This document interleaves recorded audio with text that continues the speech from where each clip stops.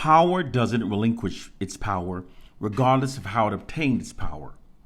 Those in power instead implements covert means of maintaining their power. This is exactly what we see in the ongoing reality of black life under white dominance. Some argue that black people are no longer being oppressed simply because we have a few that have achieved wealth and fame.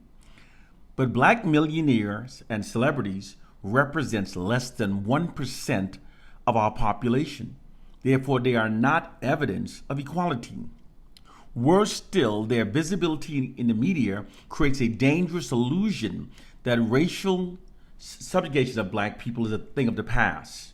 In truth, their overrepresentation served to mask the continued operations of white supremacy. The system of white supremacy hasn't disappeared, it's evolved. And today it runs more smoothly than ever before. Because many black people are unaware of how it works, leaving us without any unified black resistance against it. In the past, the blatant Jim Crow era racism was easily recognized, allowing black communities to organize and fight back. But today's method of control are much more subtle and harder to detect. It's in fact so covert and so effective that it allows white oppressive forces to continue subjugating black people with impunity while simultaneously manipulating black people to perceive ourselves as being our own worst enemies and to revere our oppressors. Therefore, nowadays, before we can unify ourselves to confront the system of white supremacy, we now are forced to fight against many of our own people that they brainwashed to defend it. This is the heartbreaking truth of our reality. Before we can confront white supremacy, we now have to overcome the fact that many of our people have been conditioned to protect it. Put simply, white oppressive forces have developed a sophisticated way to continue their subjugation of black people. Understanding it begins with observing the facts. During the 1960s, we called ourselves brothers and sisters. Today, we call ourselves by the N word and the B word. During the 1960s, we unanimously agreed that white oppressive forces are our worst enemies. Today, to the contrary, millions of us are now insisting that it is ourselves that are our worst enemies. During the 1960s, African Americans implemented the most successful unified protests in U.S. history. Today, we are now more divided than at any previous time in U.S. history. Our collective state has changed 180 degrees from what it was during the 1960s. More specifically, our culture has changed in ways that benefits the system of white supremacy. It's always by deliberate design whenever the oppressed population changes in ways that are beneficial to their oppressors.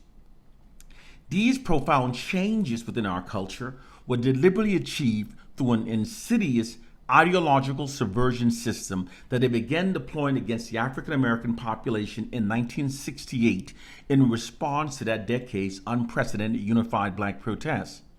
It's how they neutralized the Black Power movement. Ideological subversion is an elaborate, slow process used for brainwashing an entire generation of people. More specifically, it is an offensive psychological warfare tactic that uses disinformation and misinformation propaganda to manipulate a targeted population into thinking and behaving in ways that are against their own self-interest, and instead in ways serving those who are deploying the ideological subversion system.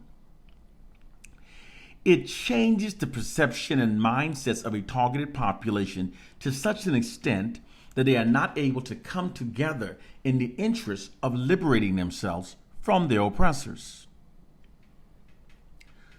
Through this ideological subversion system, the deep critical thinkers among us have become the misfits within our communities.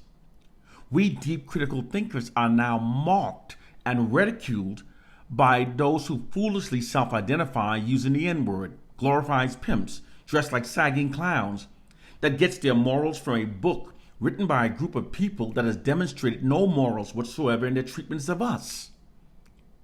And the group that actually believes that a Bible brutally beaten into submission within the blood-soaked minds of our enslaved ancestors will now ridiculously set us free.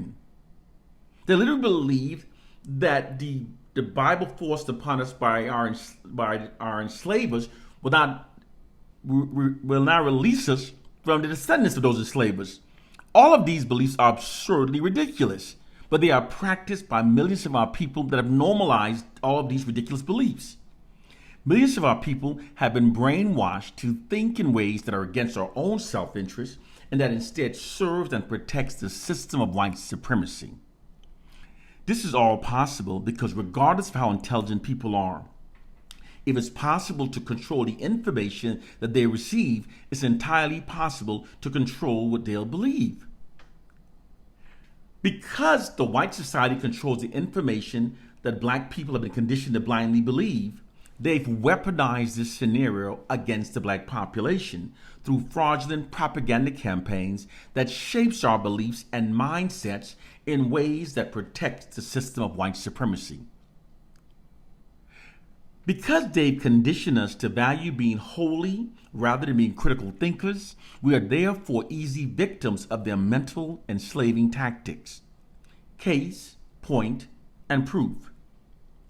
It's not uncommon to hear black people constantly making negative generalizations about our entire race. But here's the hidden reality. Those black people who does that knows absolutely nothing negative about our racial group that didn't come exclusively from white sources.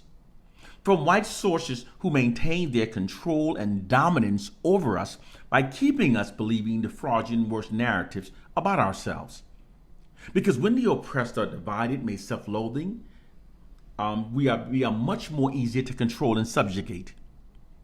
Those black people who insist that they've confirmed their negative assessments based upon their own individual experiences are in fact delusional.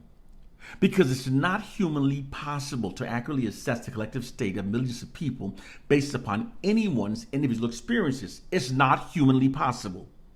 The reason why many black people think that they've confirmed those negative assessments, although they've in fact not, is because once a false belief has been successfully embedded into the human mind, the person will then only notice those incidents that appears to confirm the false embedded belief and will become psychologically blinded from noticing the greater amount of evidence refuting the embedded belief.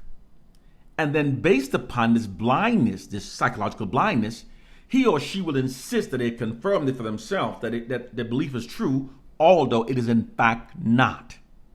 It's what's called the illusory truth effect or the illusionary truth effect.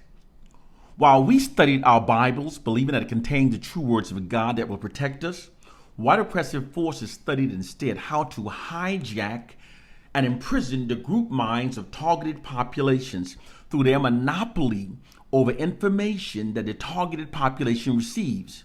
They then exploited that gained knowledge to create an elaborate prison for the minds of black people. And those of us who don't critically think never notices our mental chains. And the profound tragedy of the situation is that whenever those of us who knows the truth try teaching it to the black masses, the mentally enslaved ones tells us to be quiet and to just keep reading our Bibles. It's how the mentally enslaved ones have been brainwashed to function as wardens of their own mental prisons. To overcome this system, we must elevate our minds above a biblical fairy tale and a silly slave syndrome myth.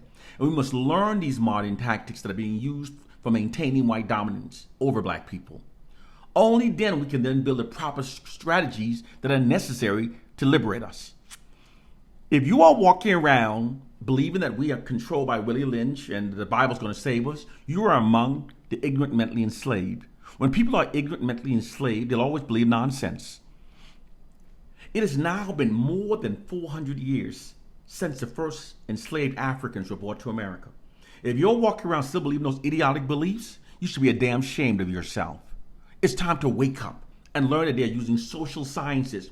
They're using what's called information warfare because information affects our behaviors, how we think, and the white man deploys information warfare against us.